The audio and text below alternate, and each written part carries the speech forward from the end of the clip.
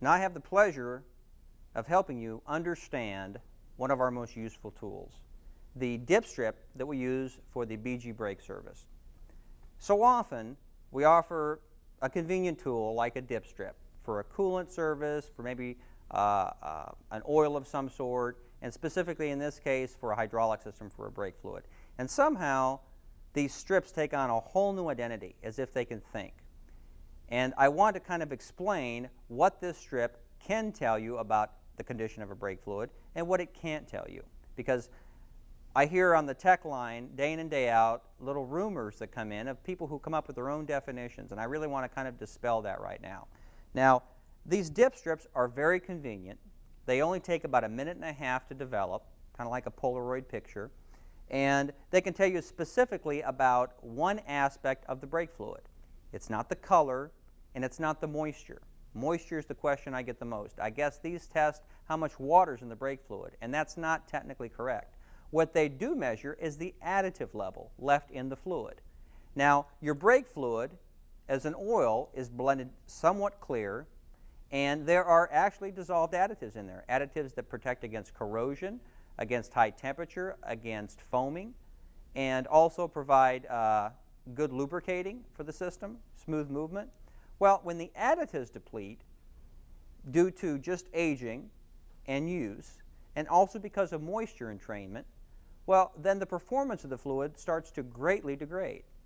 Now, specifically, when you have condensation in your master cylinder, and that moisture enters the oil just through absorption, it doesn't have to be a lot, not like drops that you can see, but that moisture is a different liquid than the brake oil. You've got two different density liquids in there.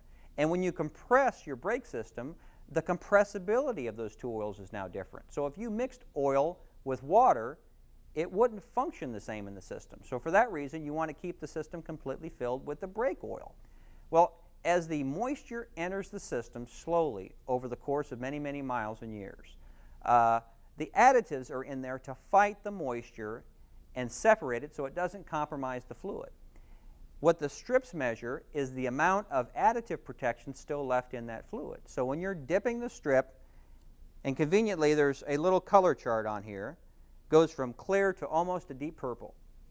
When you look at the development of the strip, it is kind of telling you how much water has been in the system, because as the additives are depleting, it's due primarily because of humidity and moisture. But what the strip is telling you is that good, better, best. You've got a very low level of additive left, so therefore it would be prudent to change the fluid before you used up the additives, before the oil started to degrade and possibly cause corrosion problems or performance problems. So that's exactly what the strip does. If you use this repetitively, time in and time out during your services, you'll get a feel for the way the strip looks. And we always like to pass on that you don't rely on the strips alone to do the thinking. They don't have brains. You always want to look at the mileage of the vehicle, how long the fluid has been in service, and other aspects so that you can put all the information together and come up with a correct assessment as to whether this system needs to be flushed and rejuvenated with new fluid.